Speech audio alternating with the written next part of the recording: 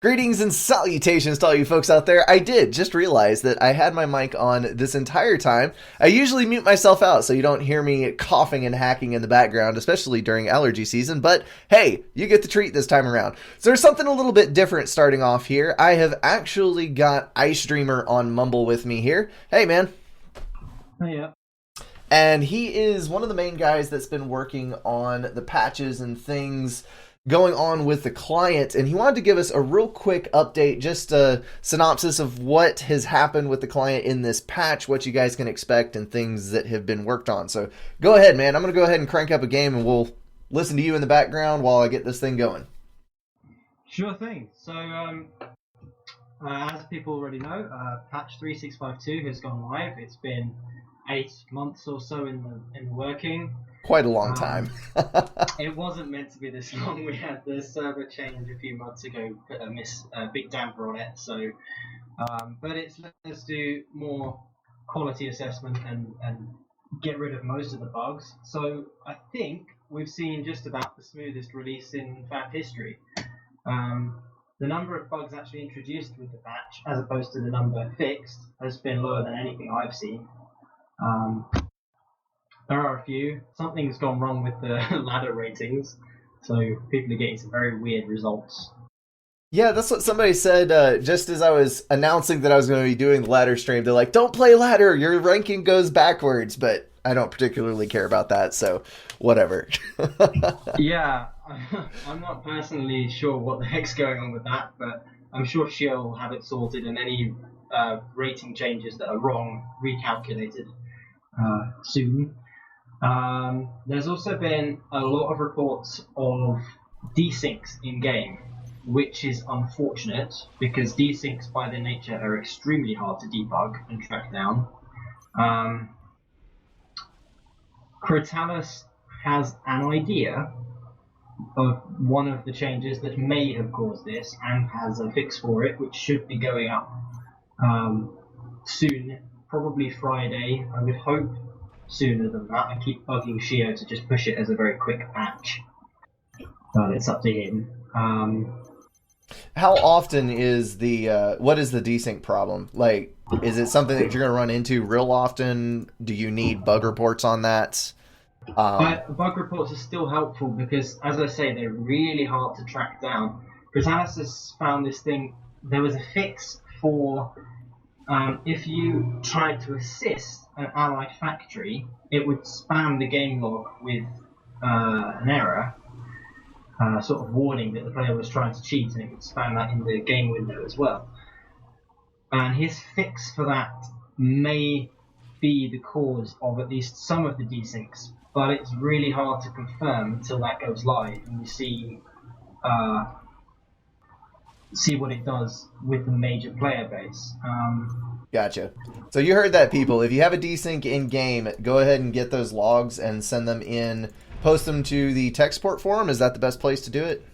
Absolutely. There's a thread up there specifically for desyncs caused by this patch.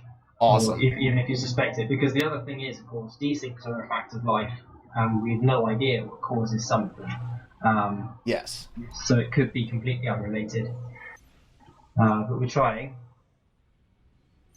All right, well, that is good to hear. So what was the main focus of this patch? Like, what are some things that have changed that people might be able to see moving forward?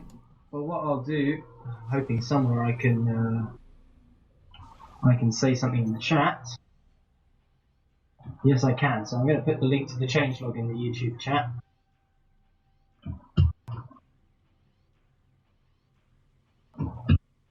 There we go. Oh. I won't let links go through. Well, I think it's at the top of the Aeolus chat, or it's on the front page anyway. There's links to it everywhere. Okay, so it is easy to find if people want to look at it. It is. So it's sort of a 50-50 mix between bug fixes and some new features. So if I just scan through,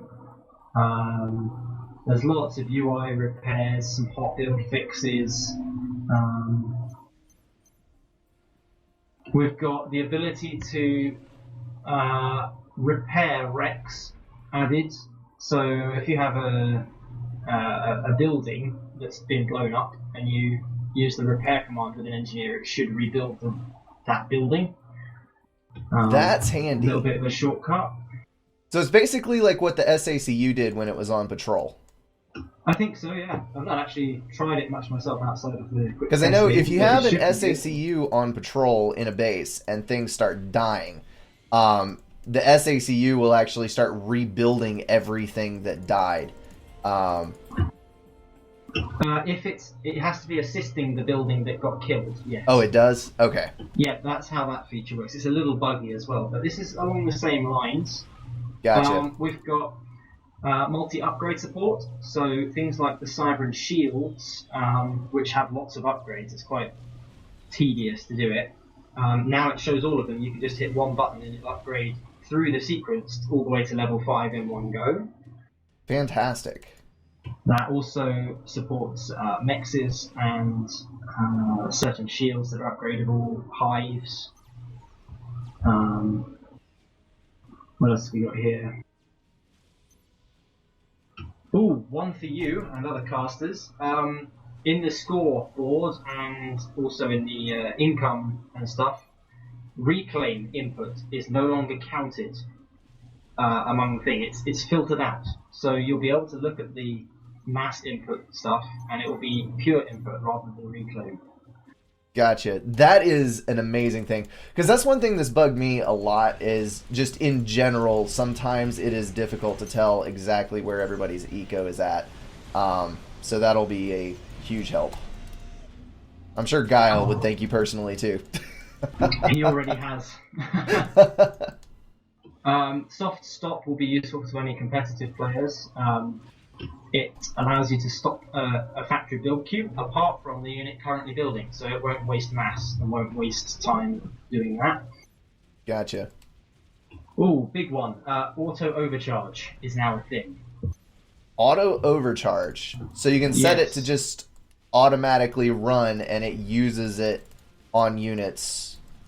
Absolutely. You right click on the overcharge button for the ACU. While active, as soon as you hit the power threshold of 5,000, and as long as there's a unit in range, it will overcharge it. Interesting. Very useful for retreating. It's not something I would recommend having on all the time. Of course. Sometimes, because it doesn't make any. It's not clever. It's a dumb feature. It just hits the nearest or highest priority thing. It won't pick out clumps of units. It won't pick out the most important targets. Yes. But it does follow the same targeting priority structures as a lot of stuff does, where you're going to have, like if there's a T2 unit amidst a group of T1s, it will overcharge the T2. In theory. But as we all know, that's If it gets into targeting range first and a variety of other factors. That's right, yeah. And it takes into account proximity, and there's also I believe there's a threat matrix built into the game as well. Not very well understood. Gotcha. It strikes me that there are a lot of things in this game that are not very well understood. I would tend to agree. I mean, we've had a lot of reports over the last 6 months or so about how strategic missile defenses and launchers and tactical missile launchers completely stall their builds when you're stalling on energy. Yes. Which, I know everything sort of stalls, but they really stall. And it seems to be some very odd interaction inside the engine which just totally kills it. So yeah, don't stall energy if you're trying to build a nuke. It's really bad. Oh yeah. No, that's pretty well known. It's always frustrating, especially to see lower ranking players when they try to build a nuke rush, and they're like, "Oh, I'm gonna rush this nuke. It's gonna be so awesome," and then they don't realize that they have to not stall anything for the next, 5 minutes to actually make it worth it. Yeah. So that can be very, very frustrating to deal with. Just looking at the UI stuff, the other big addition is the new unit manager. So there have been a lot of people over the years requesting different types of unit restrictions, and Hussar has very kindly solved all of their problems by giving us total granular control at a unit level. You can restrict any combination of units or enhancements of your choice. That is a beautiful thing. It also adds, there's some new robustness been added into the system. So there were, I regret to say, some UI mods out there that successfully bypassed the restriction system and allowed you to cheat Yes. by, for example, allowing you to build Tech 3 units from a factory when you had no HQ. Uh-huh. That is now gone. If you try such UI cheats, the unit will successfully complete using all your mass and then blow itself to smithereens. Oh, that's actually kind of nice. It's almost like a punishment system built in. Yeah, pretty much. If we move on to game stuff, there was a last minute change went in. Try out the UEF and Cyber and Tech 1 bombers, and the Janus, the UEF Tech 2 bomber. They should be rather more reliable at hitting targets now. Okay. Slight changes to the Othum. Defensive structures now start rotated, either towards the middle of the map or towards any nearby detected enemy. So no more Southern team disadvantage on building T3 artillery where it takes like 45 seconds for the RD to turn around. Absolutely. Yeah, it's one of the chief things for doing it. That is a welcome change. I'll give you another welcome change here. Fatboy, Atlantis, Tempest, and SAR are now all able to fire their weapons while building units. So get to work using those as factories, people. Fantastic.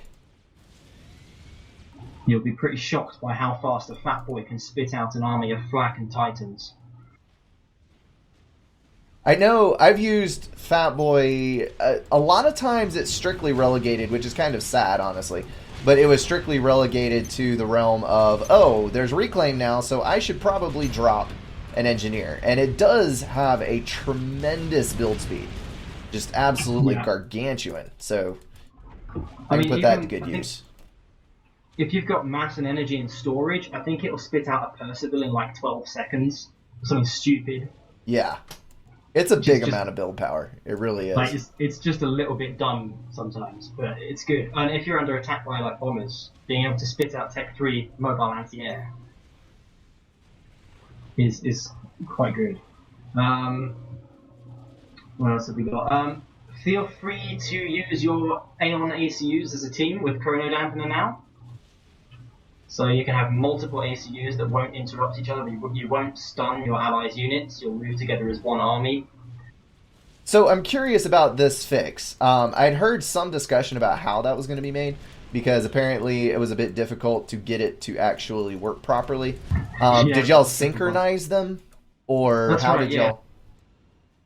So it's synchronized to the game clock, so all Aeon ACUs on either team, any army, any team, will fire their Chrono Dampeners at exactly the same tick. Gotcha. It means that it won't cause a blockhouse.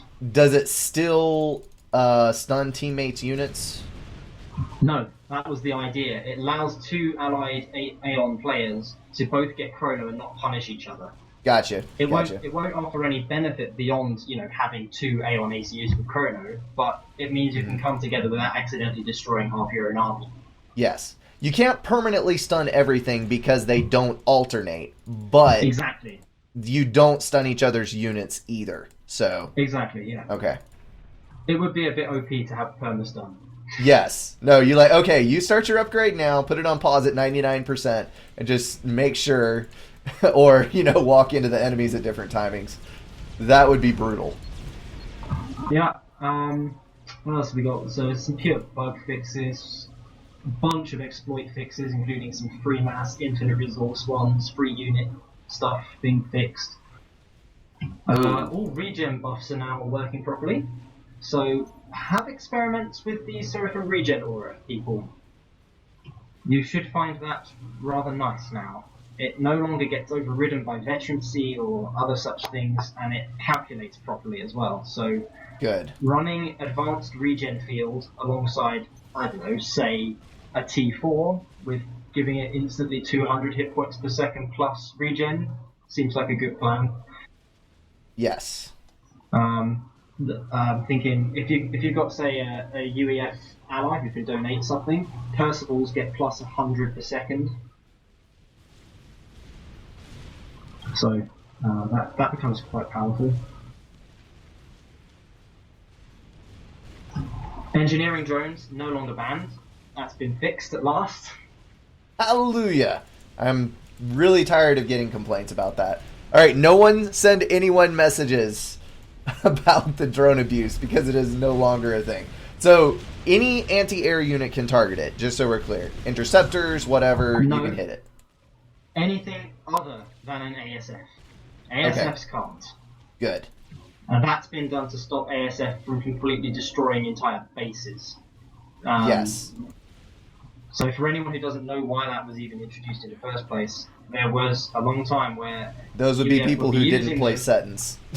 Yeah, so you've got your late game UEF base, you've got loads of drones everywhere helping you out, and your opponent comes over with 400 ASF and just sprays the ground with 8 million damage in a matter of seconds, and every single building, every shield gets overwhelmed, everything dies. Yeah. That was one thing that I don't know. It kind of puzzled me as to how it happened, the damage inflation with air units, because for a time there in the original vanilla balance weren't air units like super low HP? Yes, they were, and I personally endorse going back to that. Because of all the problems that it would solve. Yes. Because that's where the whole thing came with actually being able to do that much damage with just air units. Because now, most air units just have insanely inflated HP, and that's where the whole problem comes from. Exactly, they do, yeah. In the original, I mean, obviously, for people who might not think it through, you reduce anti-air damage as well. So they don't become immediately super fragile until they're landed. Yes, yes. It means that a bunch of T1 tanks can destroy a fleet of strat bombers in a matter of seconds. Which, actually, I think is fair. Don't land your strat bombers next to T1 tanks. Yes. I mean, air units should be super, super fragile, but prone to, high damage strikes. So I agree. It kind of makes sense even from a theater of war aspect, because that's how things are. Yeah, but I mean, imagine I know I've been a victim of this myself. You have a UEF ACU with upgraded. They're attached to your shoulders, and the opponent just comes along with ASFs and blows you up. Yeah. I did not realize how low my health was getting. I stupidly died to point defense just now. Did you? Dadgummit. Yeah. He had 3. I thought he had 2. And I did not watch my HP bar close enough. I should have won that. I had pretty much complete map control, but... Stupid. No good. Okay, I've got probably 2 things more to say. Whoa. Breaking news just coming in. Shio has replied he is pushing the desync fix now. So that's not even an issue. So, fantastic. Well, I mean, as I say, hypothetical fix. Hypothetical fix. People are asking in the chat, this update is live now. It is not a beta. It is not something that is ongoing. This is the current fix. So... it's not just multiplayer or anything, it's ladder as well. It's everything. The whole game has shifted up a notch. I cannot complain. What else we've got is there's been, more so than any other patch in the past, we have had performance improvements here. Optimization of code around the score, some build effects, some of the sync code between the engine, the simulation code, and the UI code. Some of that's been really cleaned up. Sound effects cleaned up. Basically, it should be more apparent on lower end systems. You should see a noticeably smoother play experience overall, I think. So is TA finally going to stop complaining about UI lag, or... TA will never stop complaining about UI lag. I half think he imagines most of it. Oh my goodness. Yeah. It gets to a point where you're like, really? You've got all these fixes and you're still finding problems? I think the final... Oh, no. Okay, so underneath, for those who use Download's alternative lobby, Part of the code of this patch was support game side for an achievement system. So his lobby will soon start doing that. So that means that he'll be able to have achievements on his client and soon on the main client as well, where you've got objectives like kill an ACU with fire beetles, for example. Yeah. Taquito. Fire beetles mentioned, everyone looks at Taquito. There's that, and then there's also been massive work done, compliments to Speed 2. Co-op gameplay is now working. It's not actually ready on the co-op tab yet. I think there's a client and server push that needs to happen. But it's no longer buggy as hell. All the maps are functioning. The mod is functioning. That is going to be huge news. Custom campaigns are coming very soon. They're going to be working. That is freaking fantastic.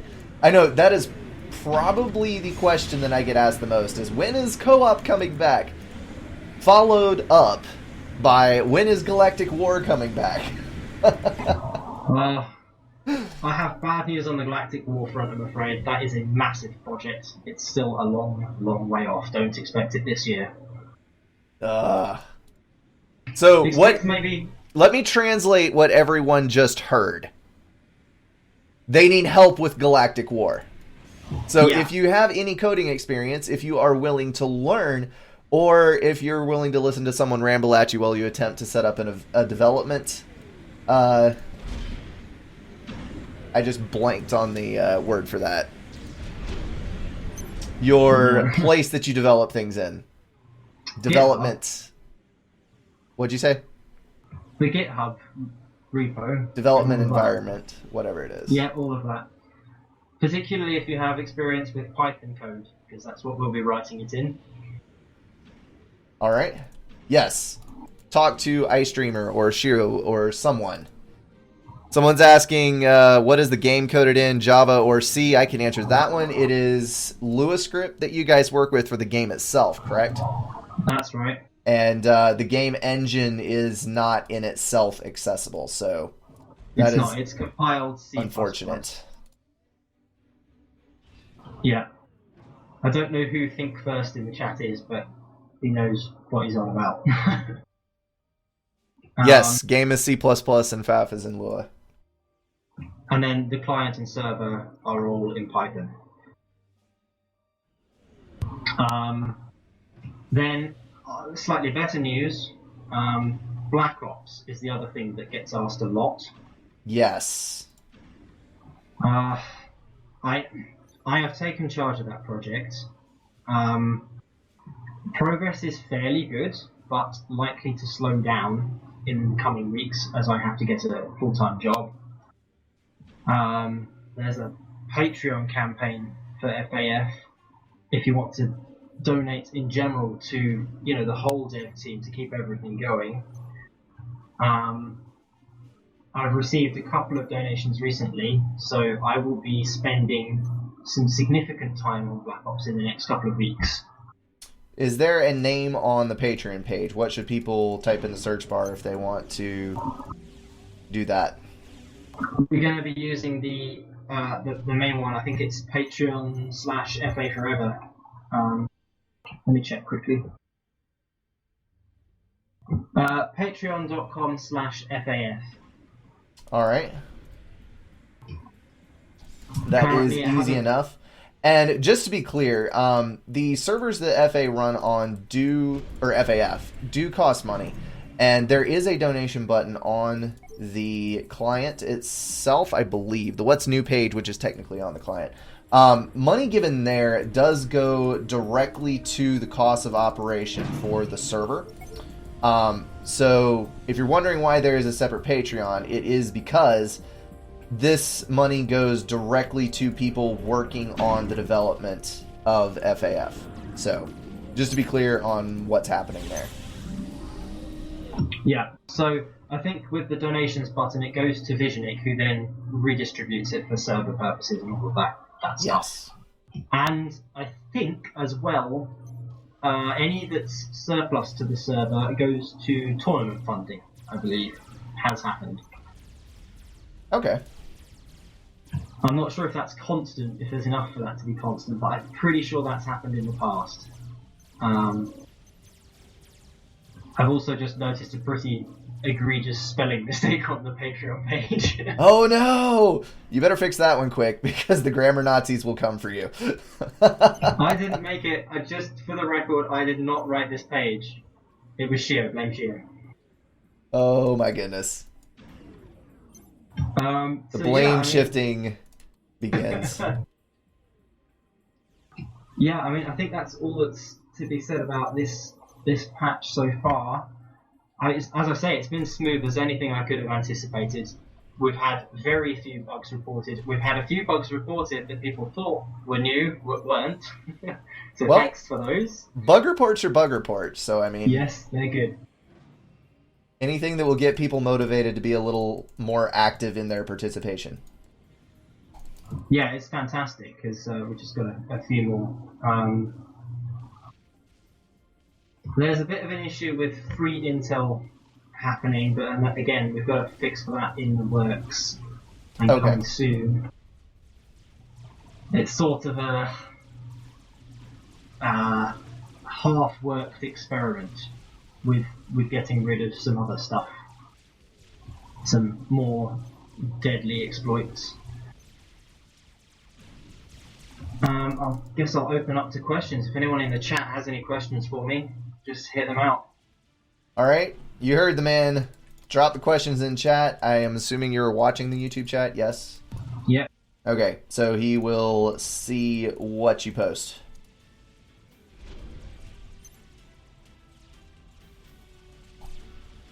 Alright, I have drawn Roanoke Abyss in ladder, which is not my favorite, but we'll make it work. It's really hard to play, isn't it? You've got to have so many eyes. I know. I always hit a stall point in this where basically I make it, I don't know, 20-ish minutes into the game and do pretty well for myself, and then I hit the point where you're having to focus on more than 7 things at one time, and it just gets really bad. Yeah. For those of you who don't know me, I mean, I'm quite a bit worse than Brink. He's about 1400, 1500 global, I'm 1100, and my ladder rating's like 500. Yeah, I find this map really difficult. It is definitely not an easy one to play. I won't go so far as to say that I hate it, but it's not easy. Okay, I'm seeing some questions. Fate has asked, how did I learn programming? I started modding this game back in the beta in 2006. Just poking things sort of until they work. Before that, I started poking around with Command & Conquer Red Alert 2 and Age of Empires 3. And you just sort of... I'm not really a programmer, more of someone who takes the stuff that's already there and rearranges it for other purposes. And from that I've evolved, and Shio's a great teacher. He's let me move further than I'd ever dreamed. So you just sort of get into the games and then make lots of mods, and eventually you figure out how things work. It's like anything else, practice makes perfect. Yeah, it does. There's a twist of logic required that I found quite hard to get used to. The better you are at maths and logic in general, the easier time you have, in my opinion. Interesting. Chris S., any news about Nomads? Not that I'm aware. The 2 guys I know who were developing Nomads have pretty much gone inactive. I can actually answer that one because I've talked to Blue relatively recently.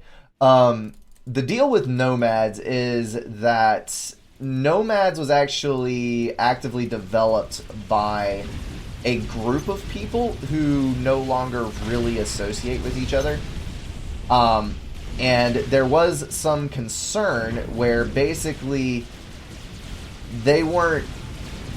The one person who is still in contact occasionally was not incredibly keen on the fact that people were using a modified version of his mod on the client, basically without his permission.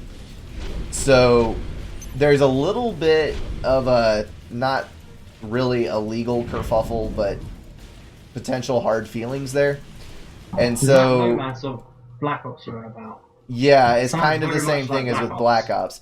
And Really? Oh dear. And basically, the deal is Brute is trying to get, and he doesn't have a whole lot of time to devote to it, is an additional problem, but he is trying to get an acceptable version of Nomads up to where he can present it to the guy who has a say in it and officially get his permission. Basically, it was a bunch of people that created this mod, and Brute kind of polished it up into what we have seen as Nomads up to this point. So it's just in a bit of a weird situation, honestly. And yeah, I guess that's not a real clear answer, but that's the one that I have. There was a lot of talk about having it as an official fifth faction as well. I don't think we're anywhere near that. No, because even pending permission, the thing needs a lot of work, and a lot of it is like texturing and new models. There's a lot of placeholders. The units are not super cohesive, so it just needs work. It just needs work. Brinks, a couple of people are asking who I am. This is IceDreamer, for those of you who weren't here at the beginning of the live stream. Like I said before, he does quite a substantial amount of work on coding for the FAF client alongside Shio. So, although currently you're probably doing a little more than Shio because he has been quite ridiculously busy with some things here recently. So, more admin work lately rather than coding. Yes. Trying to push people to get this patch out, which is finally done.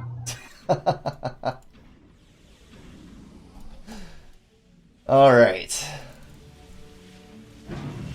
For those of you who are asking in chat, yes, I'm going to do one for you. You see what I'm doing with this group of upgrades, so. What are you up to? I am up to shenanigans. That is what I am up to. Oh no. Shenanigans shall be afoot. Wait, you're Seraphim? Yes, I am Seraphim. It's called Random Factions, man. Oh, you should grab the regen aura and try it out. Be the first person. But I don't have a bunch of units that will be able to use it with. I see a pretty sizable navy there. This is true. It does work with them. Maybe. Chris S has just asked, are there any additional units planned, or will we see new mechanics? Additional units are highly unlikely. We don't like adding them because they sort of take FAF away from being the natural evolution of the game and more towards being a total conversion, which it's not trying to be. There was a lot of conflict over even including the T3 mobile anti-air. I mean, it was a pretty big deal. So, I mean, there's been some people saying we should add the Quantum Archway as a fourth Seraphim experimental. That is, like, pretty much impossible. They're not going to happen. Yeah.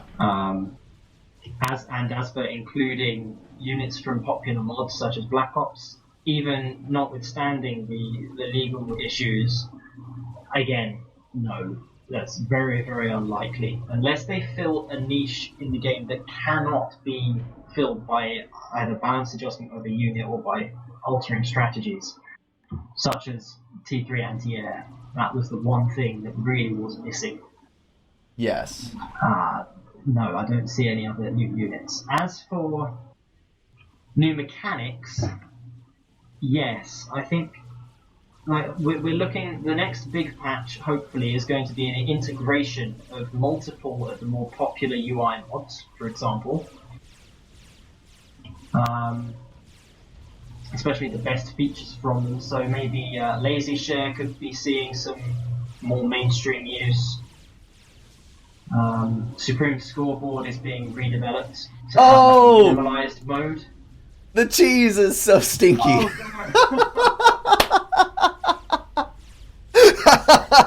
you're evil. Do it. Oh my goodness. Oh my god. The stinky cheese.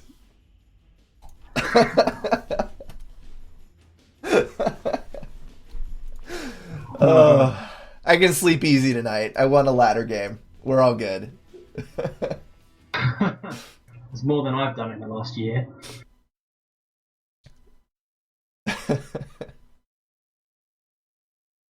All right, one more. We got time for one more.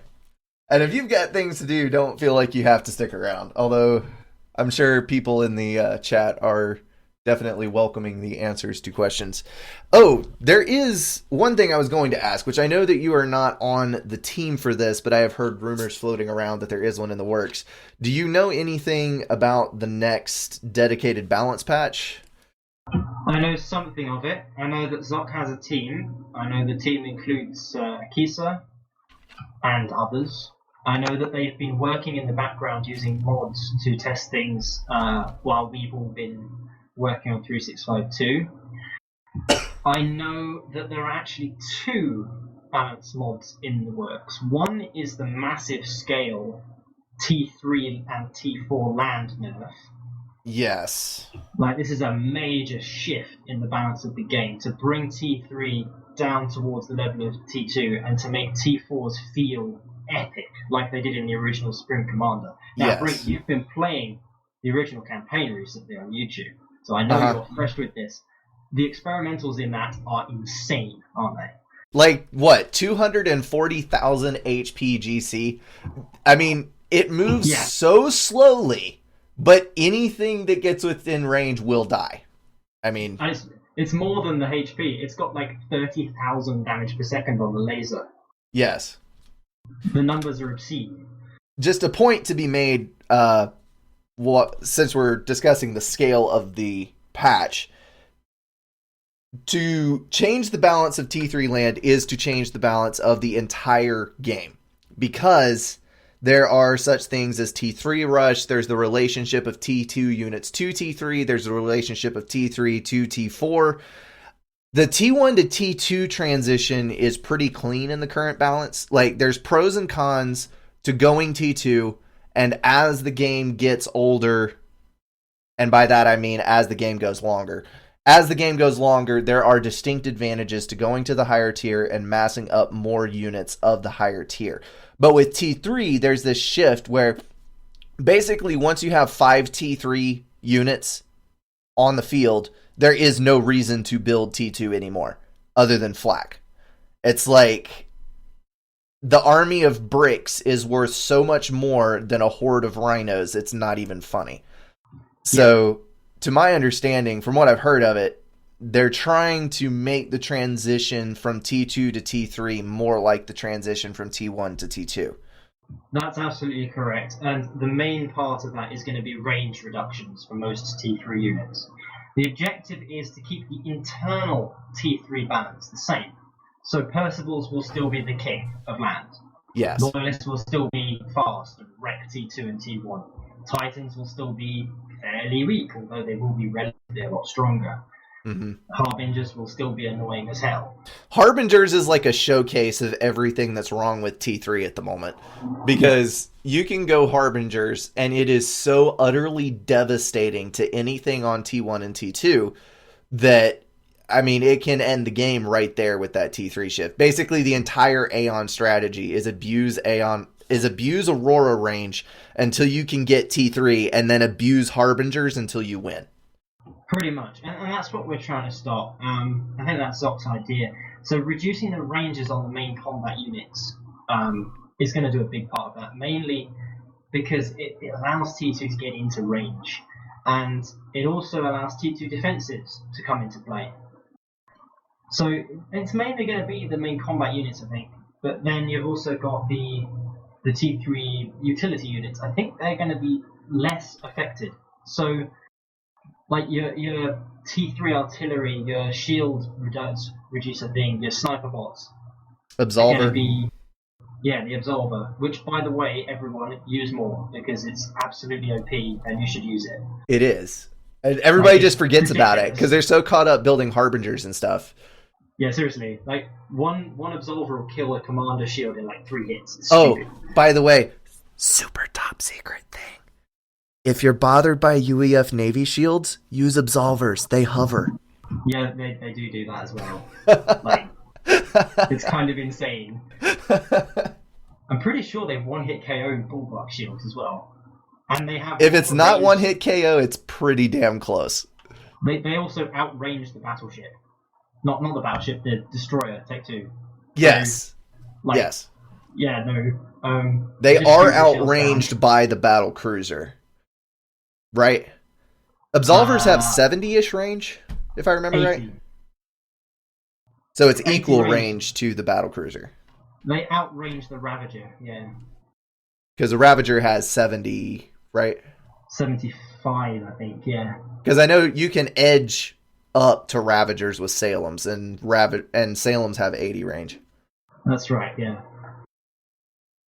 So, yeah, use the Absolvers, they're insane. Someone else talking about Authams, that is an interesting question to bring up, because you were talking about that... Drew tag Craftius again. You were talking about maintaining the internal balance of the T3 units. Is there any hope for an Autham buff? Yes, absolutely. I mean, I said that, but it is with consideration. Autham will be relatively stronger. Titan will be relatively stronger.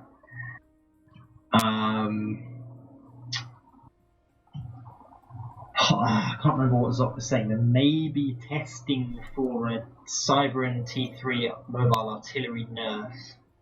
I'm also super happy about Titan buff. I want to push Titan so hard, but like a lot of people are saying that my ideas won't work, but they refuse to then test the mod I've made. So whatever. Let's see what the chat thinks, shall we? I'd like to. People are saying just make them more like the Loyalists, but that's just boring. Sure, it'd work, but it's boring.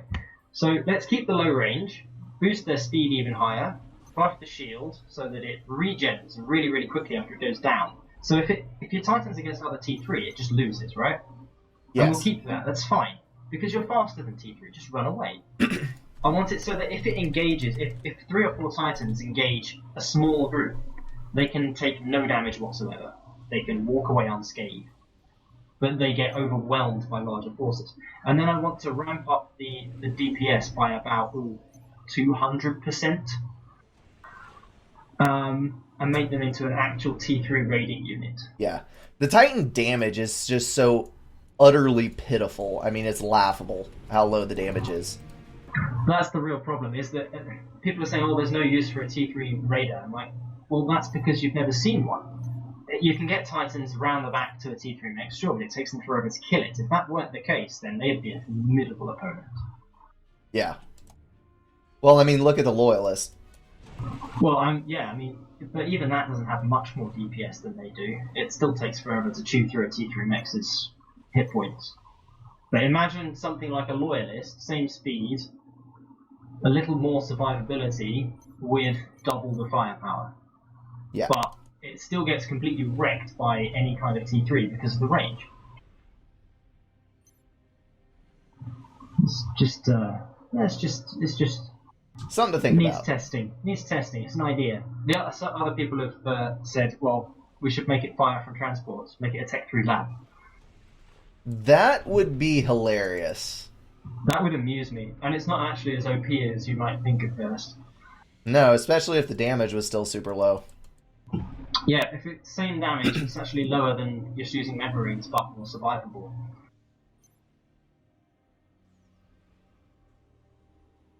Someone said use the backpack MML from the original trailer. Yes, that's another idea. We have the model, we can do that. Again, it needs testing. It needs testing in game. That's what Zoc's trying. Okay, then you've got the other balance patch, which is coming sooner, much sooner, which will be like sort of addressing the more urgent concerns. little things. So I think there's going to be something done about Tech 2 Rush, something done about Tech 2 Static Artillery. I'm not really sure actually. There's a bunch of small issues that Zoc had pinpointed that people aren't happy with. Well, as long as someone who is a good player and relatively reliable is taking care of the balance, I feel relatively comfortable with it. Yeah.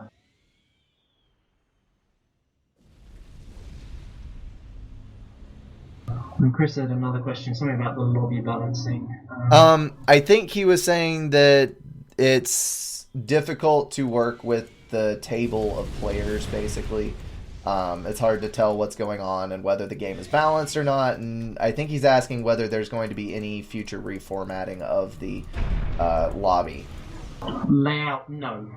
That's a recent thing. It's pretty solid now. Functionality, drag and drop. I have no idea if it's even possible to do drag and drop. If it is, then maybe, I guess, if someone can code it. It's beyond my skill level. I'm pretty sure we're going to get slot numbers added at some point to help with it. That's good. And I believe that this patch has brought back the in-lobby game balance display. So it should say top right or top left again. I can't remember where. Your game percentage. Fantastic.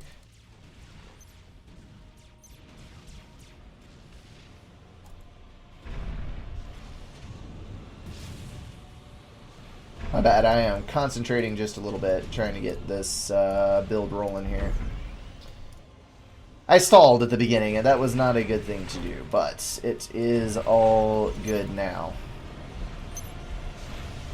Eric Morgan, yes, desyncs and the racing bugs, everything that's been caused by this most recent patch is top of the agenda before we move on to the next set of things. And Milo's 44, the lobby is made in Lua. It's because it's in game, it's part of the Lua code. There have been several people, namely Zanoni, that have worked on it at various points. Well, the lobby code, the FAF lobby was written originally by Zinani, and then last June, myself and Chris completely tore it apart and rewrote it. He gave us the much more functional, much cleaner programming that runs it underneath now, and I used Photoshop to create all of the new elements. That's fantastic. So it's more consistent. It's less. It looks very professional these days. At least I like to think so. Always like to think so. It was received well, so I like to think we did a good job on that.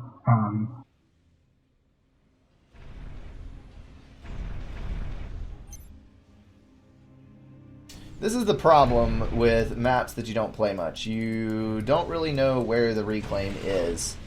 And I just realized that I did not pick up a massive group of rocks, and that was not very smart of me. That's why we gave you Control Shift. They're all small rocks. They do not show up. Oh, that's a shame. That is a shame. There was something else added to the patch during beta, which grouped together. It took groups of small rocks that didn't register and grouped them together into one label. But unfortunately, it was very buggy and poorly implemented, so we had to pull it before release. Hopefully, that will make a reappearance at some point. Good deal. I think I have hopelessly bungled this mess. Whoops. He has got quite a substantial bit more production than I do. But I think I will be able to salvage this to some degree. Is he in the ocean? He is not in the ocean that I know of. In which case, go grab all the mexes. This is true. I should do this.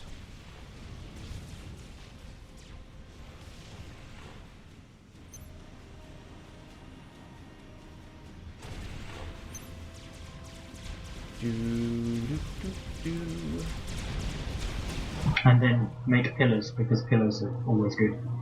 Pillars are always good. You are correct in this, good sir. I think I'm just going to run up the middle here. So, Dr. Kisa, about aura regen. I've looked into it for you. So, Kisa reported a bug to me that he couldn't get the aura regen for Seraphim ACU to work. I have sandboxed it both offline and online, and I've been unable to reproduce his errors.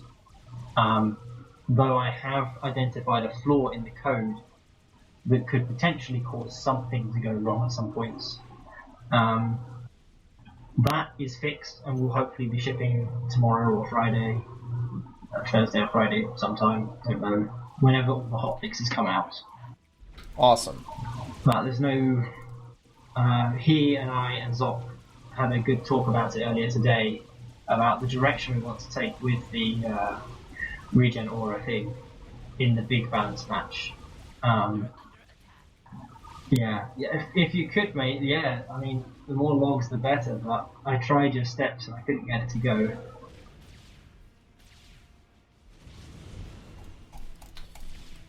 Alright. Need to do something drastic here, otherwise this is going to continue to go downhill. You need more mass, you're stalling bad. I know, this is why. A second energy storage would allow you to punch through there. You are probably correct. I'm just going to kind of ease up a little and keep my damage numbers up. Is his ACU over in this corner? I think it was last time I looked. Edge up, try to get his build power. Yes, his ACU is over in the corner. That means I can just go right down here. Under attack.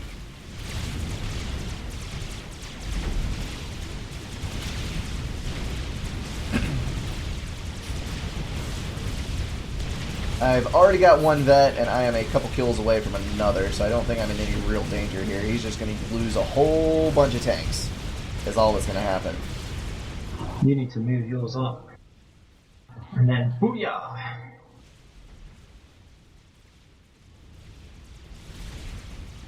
Then again, I could be wrong. He does have quite a number of them. Commander under attack.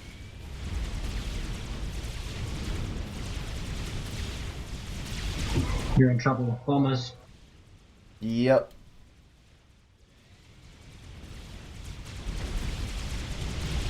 And I'm not able to overcharge. Pretty sure. Dadgummit. Two stupid deaths and one cheesy victory. I think we can call that a good 3 games. I'm never sure what to do on Tag Craftiest. I've played it like maybe 4 times, 1 versus 1, if that. But I'm never sure of the expansion pattern, because there are some rocks out here, but there's not very many of them. Like, they're all the 5-mass rocks, and I can never decide if it's super worth going out and grabbing them. I need to go to score and see exactly how much. No data available. Well, that's useless. Is this a bug that has been introduced with the patch? What is? Or is this something to do with the score on ladder?